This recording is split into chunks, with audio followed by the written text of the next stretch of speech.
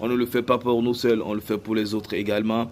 Et on essaie d'apporter notre soutien, on essaie d'apporter plus de lumière à d'autres talents qui ont des potentialités pas possibles. Et voilà, je vous...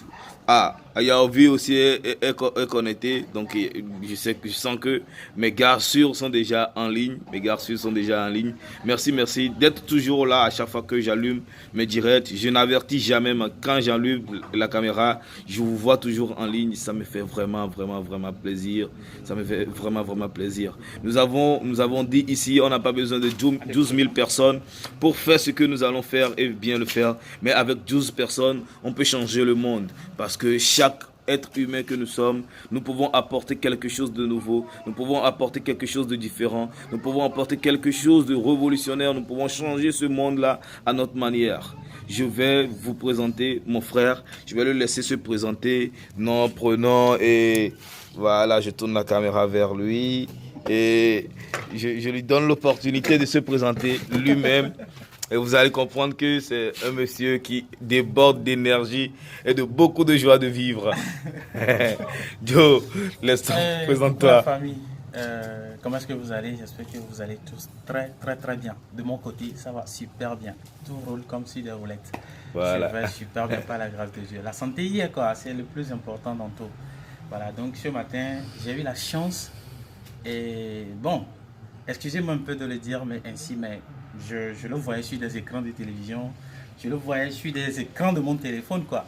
Mais aujourd'hui, je ne peux jamais imaginer que le mec là peut me contacter, sur mon numéro, et venir chez moi.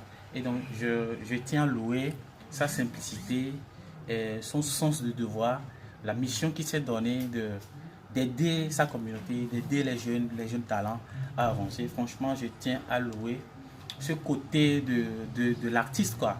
Parce que ça ne sert à rien de se limiter seulement à des studios. Non, il faut essayer de changer un tout petit peu l'image de sa communauté. C'est la plus importante, c'est le plus grand travail même d'un artiste engagé. Parce que aujourd'hui, quand tu écoutes les chansons, les slams de Caporal Wisdom, franchement, ça te donne la chair de poule. Parce que moi, personnellement, ce sont des vidéos, ce sont des chansons qui m'inspirent beaucoup. Parce que quand je prends Caporal Wisdom, quand je prends Grand Corps Malade, quand je prends certaines personnes aujourd'hui, quand j'écoute leurs chansons, franchement, ça me donne la chair de poule. Donc, je réponds au nom de Joseph Sedo. Je suis né mardi. On m'appelle comme là. Voilà. Mais sur les réseaux sociaux, vous allez me voir sous le nom de Jolof Sedo. Sur Instagram, c'est pareil. Sur Facebook, c'est pareil. Sur Twitter, partout, sur tous les réseaux sociaux où je me suis inscrit, c'est toujours Jolof Sedo. Je ne change jamais ce nom. Voilà, je tiens sincèrement à lui dire merci ce matin. Ça m'a fait un choc, ça m'a donné la boule au ventre quand je l'ai vu en même temps. Parce que c'était comme un rêve, quoi. Quand j'ai reçu son appel ce matin, c'était comme un rêve. Et je ne m'attendais pas vraiment à voir cette réalité ce matin. Et donc, franchement, ça me fait plaisir. Ça me fait grandement plaisir. Et voilà, je m'arrête là-bas pour le moment. Voilà, déjà, il faut que vous allez vous abonner à ses comptes Facebook, Instagram et tout, pour que vous viviez également, comme j'ai eu la chance également de le vivre, ses réalités, sa joie de vivre, sa manière de vivre positivement pour inspirer d'autres personnes. Et il faut dire que Monsieur Sedo est une personne en situation d'handicap comme nous tous. Quand je dis comme nous tous, moi je prétends que tout être humain est une personne en situation de handicap. Parce que ça peut être physique, ça peut être d'ordre moral, ça peut être financier, ça peut être d'ordre spirituel, ça peut être d'ordre psychique. Donc tout être humain que nous sommes, nous avons chacun des handicaps. Et aujourd'hui, quelqu'un va se dire, oh moi j'ai pas de pied, moi j'ai pas de main. Au même moment où toi tu n'as pas de main, il y a quelqu'un qui n'a pas de tête, quoi. Il y a quelqu'un qui n'a rien dans sa poche. Il y a quelqu'un qui a des problèmes. Il a tout, peut-être l'or, il a tout ce qu'il a. Mais peut-être c'est le côté spirituel qu'il cherche à connaître Dieu et qu'il ne le verra jamais parce que peut-être il y a un blocus. Et ça également, c'est son handicap. Il y a des gens, tu les vois bien habillés, bien sapés, mais s'ils te racontent ces problèmes, tu te dis, mais putain, vaut mieux être dans ma pauvreté sur mon dépotoir que d'être bien sapé dans une voiture et avoir avoir autant de problèmes parce que il y a des gens, voilà, des DG, des ministres même qui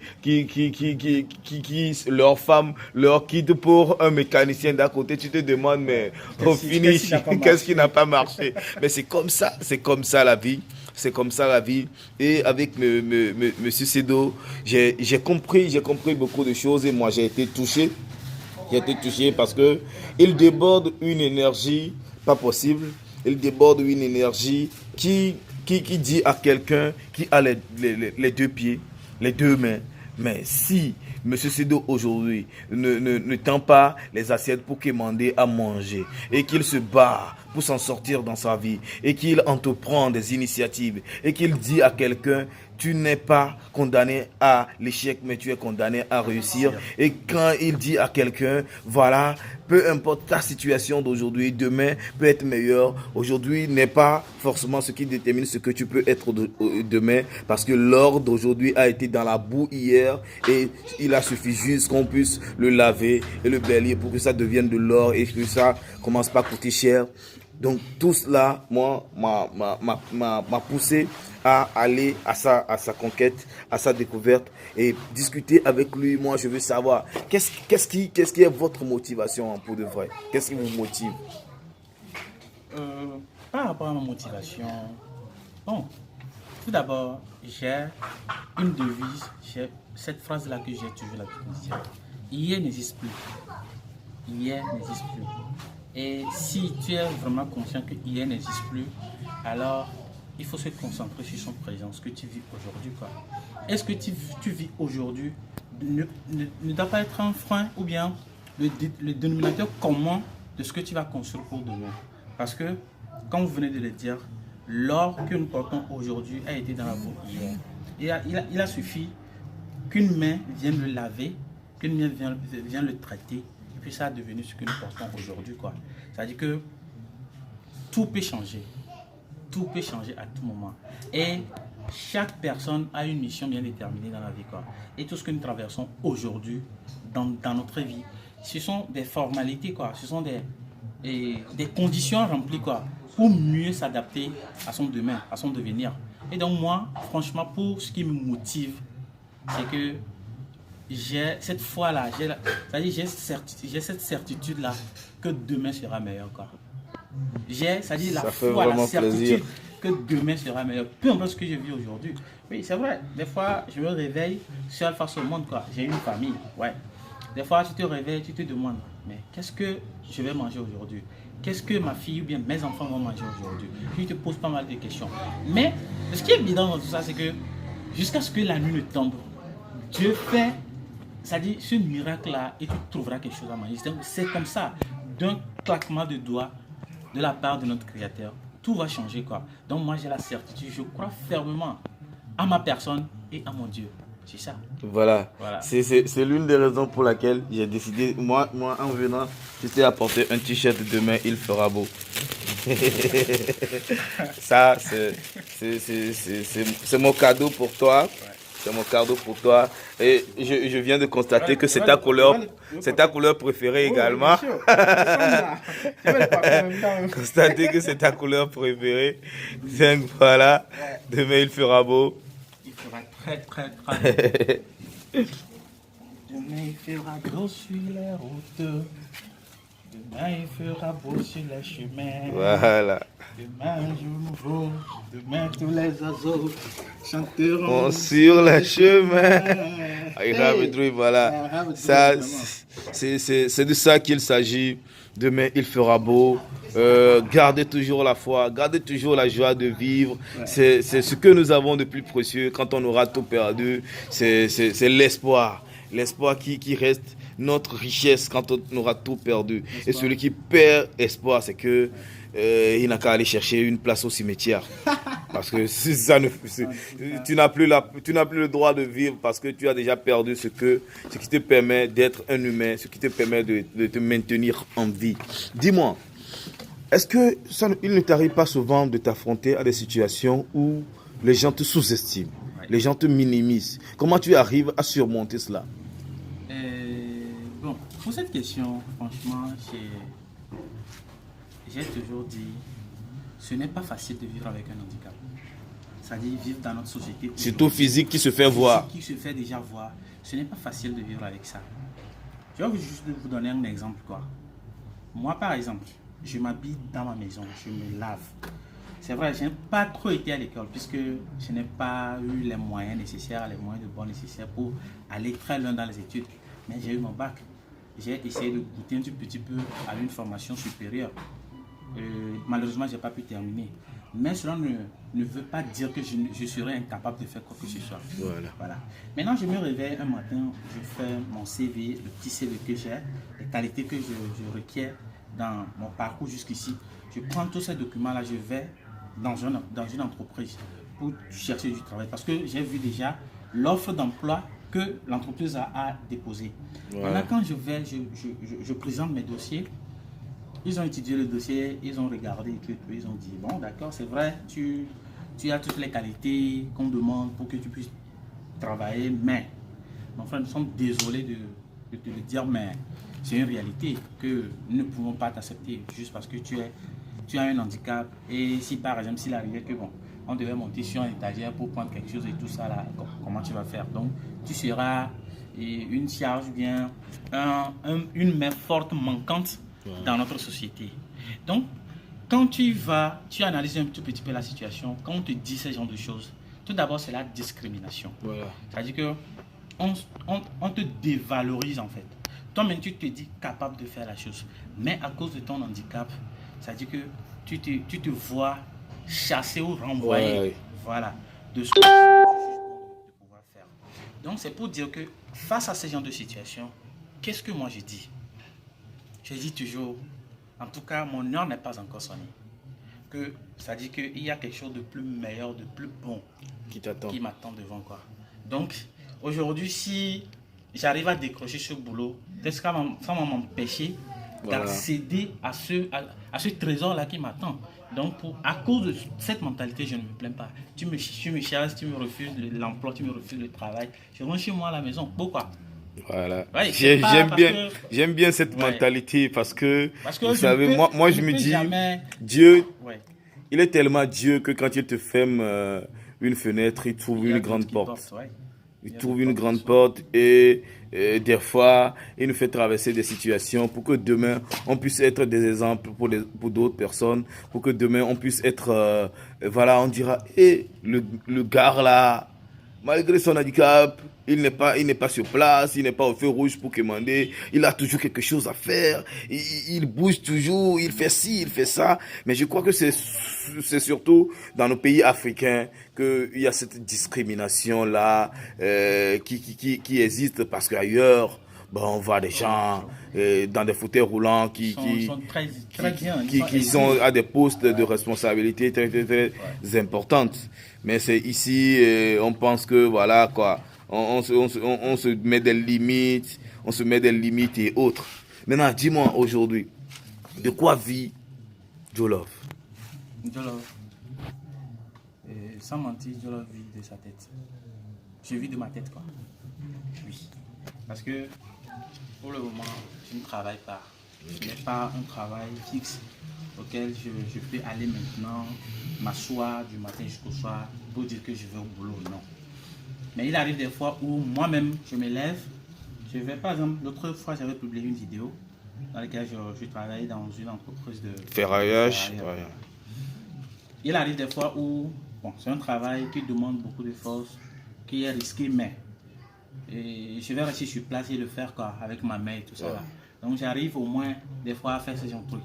Mais quand je dis que je vis de ma tête, c'est que ma manière de vivre, ça motive pas mal de personnes. Voilà. Et de temps en temps, ces personnes-là, ils t'appellent, voilà, ils te disent oui, et j'aime vraiment ton courage et tout, voilà.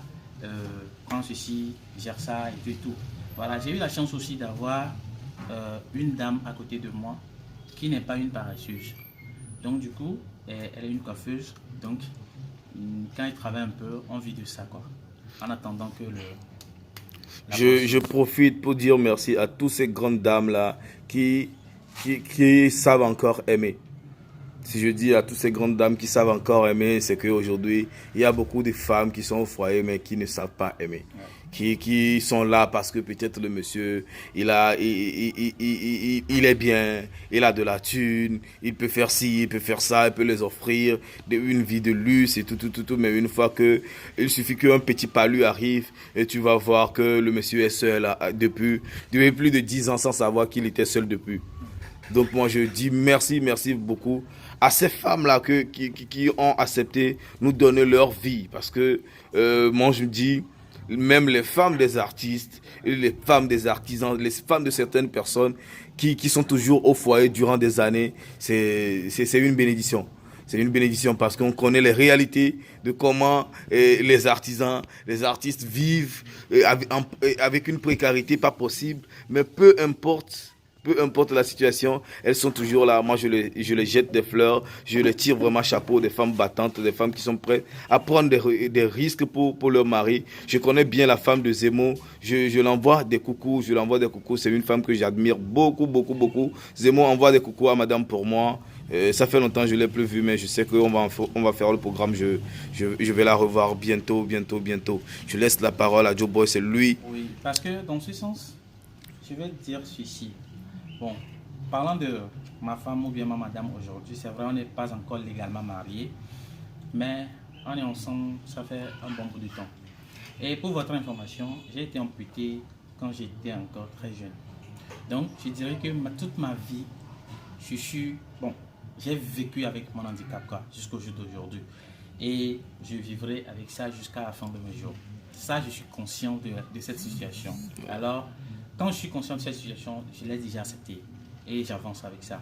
Maintenant, la femme là dont il est question ici, c'est une femme vraiment qui était prête à escalader des montagnes avec moi. C'est une femme qui était prête à pousser des murs avec moi pour dégager au moins le chemin du bonheur. Voilà. Donc aujourd'hui, je profite de l'occasion pour jeter des fleurs pour encourager cette dame-là qui, malgré, c'est-à-dire l'insuffisance matérielle, malgré, c'est-à-dire rien, malgré elle, se donne à fond pour le bien de son mari et de ses enfants. Franchement, je tiens à leur tirer chapeau. Et je lance cet appel-là à nos frères aussi, de considérer le courage et le travail que font ces dames-là.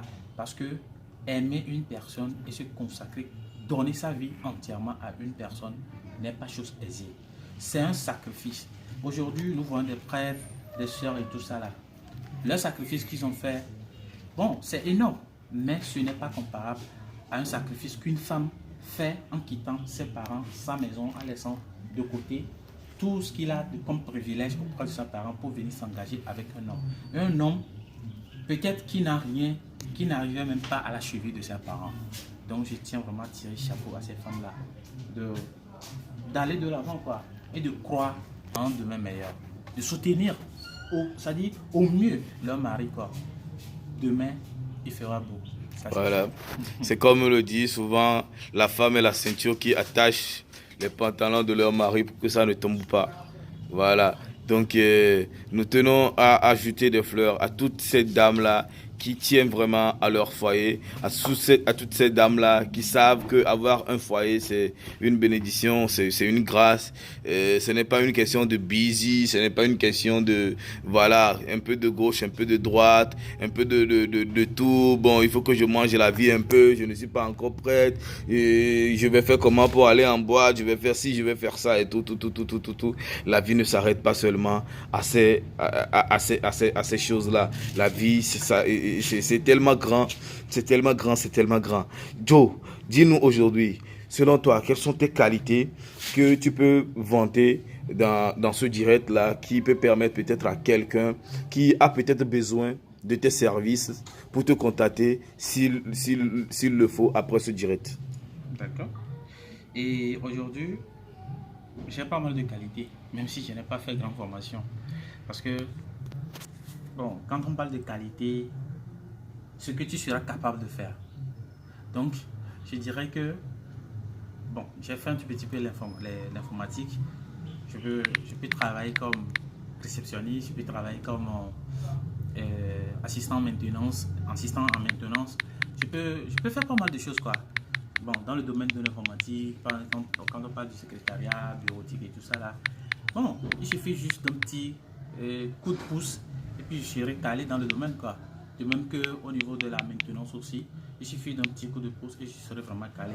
Voilà même pourquoi je tiens vraiment à remercier mon frère ici présent, parce que il ne cesse de me fournir des informations dans ce domaine, puisque lui-même il est maintenancier.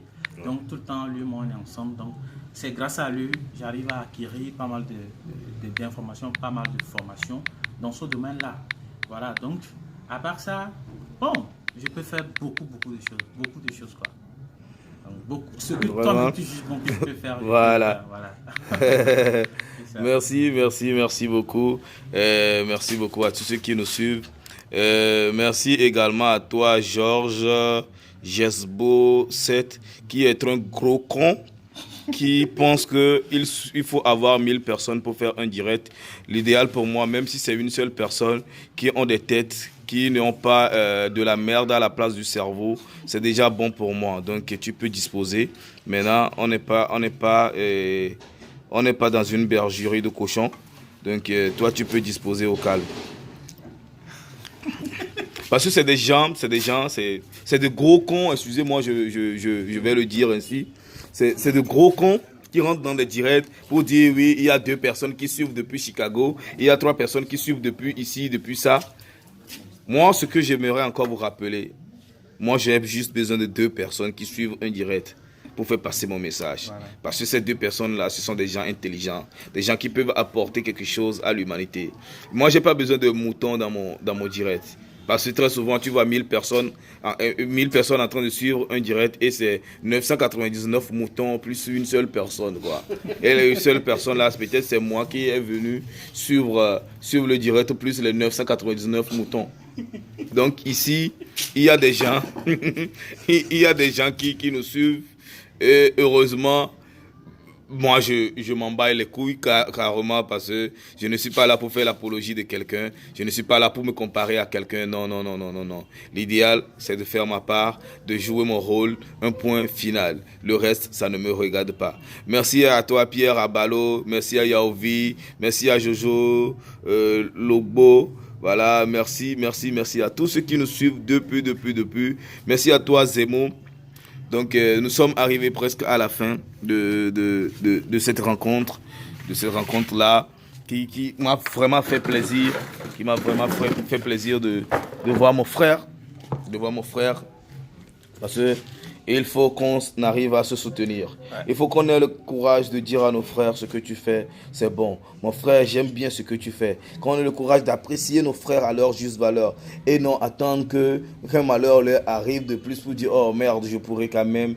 j'avais voulu le voir, j'avais voulu le rencontrer, je pourrais quand même le voir, oh c'est quelqu'un que j'admire. Et puis quoi, tu l'admires mais tu l'as jamais dit jusqu'à ce qu'il ne parte. Ouais. Voilà pourquoi aujourd'hui, moi, quand ces informations m'arrivent, j'aime me dépêcher en même temps pour aller rencontrer la personne. Monsieur Sedo a une fois pensé avoir une prothèse de membre inférieur. Là, il faut... Bon, tu peux répondre directement. C'est un ami qui se retrouve, il est en Belgique, je crois. Ah bon? Oui, j'ai toujours pensé avoir une prothèse de membre inférieur. Mais le problème, c'est que...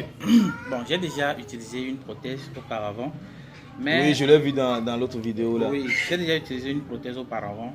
Mais vu que je grandis au jour le jour, la prothèse, des fois, ça saute, ça devient petite. Et...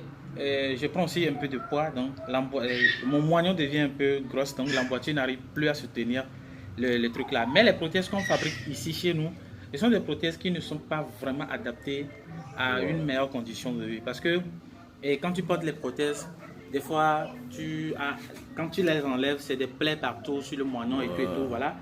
Bon, voilà, mais tu n'es pas... En tout cas, ce sera un plaisir si, évidemment, quelqu'un ici présent peut l'offrir une prothèse de meilleure qualité, qui peut vraiment prendre soin de sa santé, qui n'aura pas d'effet secondaire, mais il sera preneur. Mais qui ne veut pas de bien, qui ne veut pas marcher, C'est ça, c'est une question de moyens. C'est une question de moyens parce qu'aujourd'hui... Toutes les prothèses que j'ai utilisées sont des prothèses expérimentales.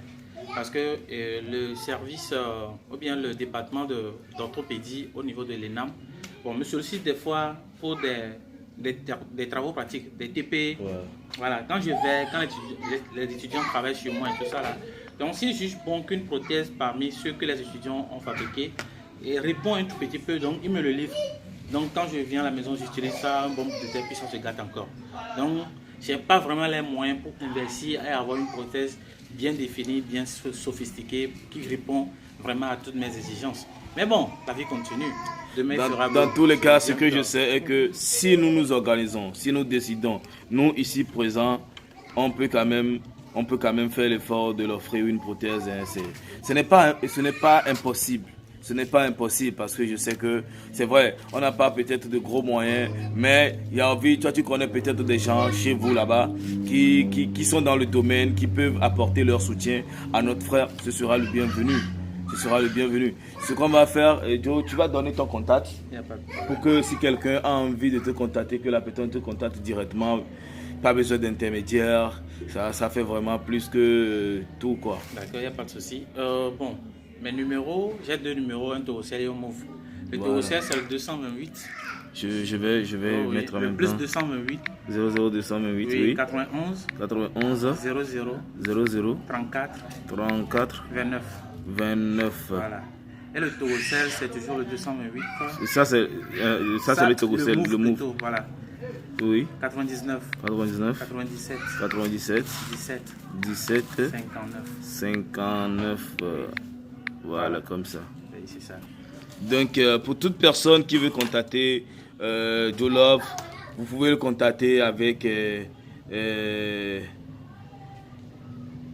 sur ces 2 numéros-là. Ne réponds même pas. Donc, je vais le supprimer même. Voilà. C'est bon.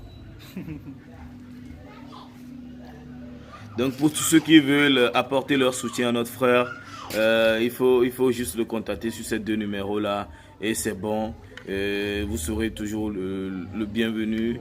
Voilà. Vous serez bien accueilli parce que bon, moi, il ne me connaissait pas. Je l'ai juste appelé, je lui ai dit oui, c'est moi. Et voilà, on s'est appelé vers 8h, 9h. Et là, on est en train de se voir pour discuter et tout. C'est un plaisir pour moi d'être passé, te voir et en tout cas, nous espérons. Ça m'a fait plaisir. Voilà. Ça m'a fait plaisir. Et donc, pour mes ambitions personnelles, franchement, j'ai envie de faire passer pas mal de messages, quoi. Okay. Et pour ce faire, j'ai vraiment besoin de vous. Qu'est-ce que je veux dire par là? Aujourd'hui, dans nos sociétés, il y a pas mal de personnes handicapées qui n'arrivent pas à accepter leur condition, leur handicap. Voilà. Moi, je veux vous dire, je veux transmettre à cette société-là que avoir un handicap dans sa vie ne veut pas dire que tout est fini pour toi. Voilà. D'accord? À l'endroit de mes semblables, genre de mes frères et sœurs handicapés, je vais leur dire ceci. Avoir un handicap dans sa vie, c'est-à-dire c'est juste un passage d'un monde quelconque ou bien d'un monde X à un autre monde Y. Et ce monde Y là, c'est le monde des handicapés. Et dans ce monde, il y a quelque chose que j'appelle l'adaptation. Et dans cette adaptation, tu as besoin du courage, de la détermination et bien sûr de la volonté. Parce que aujourd'hui, nous connaissons aujourd'hui des personnes handicapées qui ont réussi leur vie. Comment ils ont fait? Et toi et moi, nous ne pouvons pas faire. Alors, je tiens sincèrement à lancer cet appel d'alarme là vers la société pour que cette dernière puisse changer sa mentalité. Et à l'endroit de nos frères qui ont tous les membres en place. Soutenir une personne en situation de handicap, c'est lui redonner en fait de l'espoir. C'est lui dire que tout n'est pas fini, qu'il y a encore de l'espoir pour toi. Voilà, donc quand vous laissez la plupart des handicapés qui n'arrivent pas à s'épanouir dans la vie, c'est que leur entourage les ont laissés quoi. Voilà. Donc ne laissez pas tomber ces personnes-là. C'est très important, ne les laissez pas tomber. Quand vous les laissez tomber, franchement, ça donne envie, ça donne la sensation de se jeter dans le vide, comme je l'ai dit dans l'une de mes vidéos ce matin. Ça donne la sensation de se jeter dans le vide. Parce que ce n'est pas vraiment ça quoi. Ce n'est pas vraiment ça. Donc, j'ai envie de devenir peut-être ambassadeur un jour d'une société, peut-être de la place, qui va me permettre d'aller vers d'autres horizons, d'animer des conférences, débats, et pourquoi pas voyager encore beaucoup plus loin pour essayer de motiver, d'encourager et de sensibiliser notre société. Voilà, je crois que c'est tout comme Obi Lalé. C'est tout comme Obi Lalé, le seul gardien de ce monde qui a arrêté une balle réelle. Ah oui, ce n'est pas n'importe qui. oh oui. Le seul gardien au monde qui a pu arrêter une balle réelle, ça c'est Obi Lalé. Oh oui. Et aujourd'hui, il vit avec son handicap, il participe à des conférences et tout. Je vais le contacter, je vais vous mettre en contact. Oui, oui. Il se peut, En fait, il peut entre-temps, connaître il les... avait même regardé une de mes vidéos. Ok. Il a essayé d'avoir mon contact et tout ça là. Mais jusque, bon, actuellement, c'est comme s'il est, il est au pays, il est à Lomé. Ah, ok. Oh, oui. Donc, il a dit qu'on devait se voir, mais bon, c'est comme ça. Son emploi du temps, ouais. Mais si vous Je vais également le relancer. Je vais également le relancer Ça me fera plaisir. pour voir sa disponibilité. Comme il est également dans le domaine, il va avoir plus d'opportunités.